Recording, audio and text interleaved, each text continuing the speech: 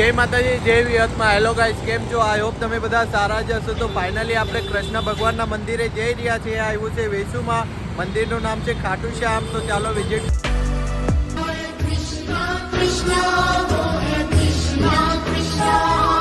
वृंदावन में रास रचाए मुरली की धुन पे सबको नचाए कृष्णा कृष्णा वो है कृष्णा कृष्णा गोवर्धन गिरधारी कृष्णा कृष्णा मोर मुकुट सिरधारी कृष्णा कृष्णा कृष्णा कृष्णा वो है कृष्णा कृष्णा कृष्णा कृष्णा वो है Krishna.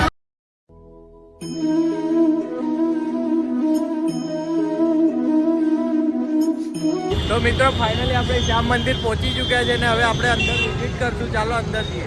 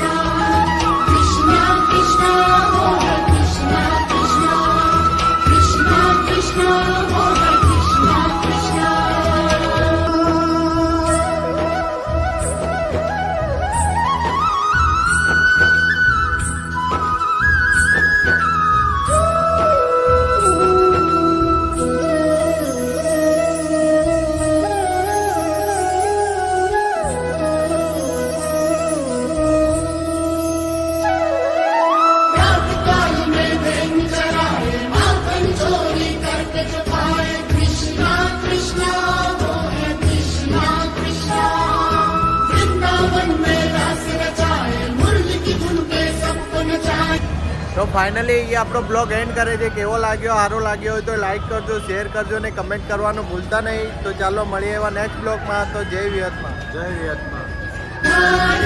Krishna Krishna Krishna Krishna Hare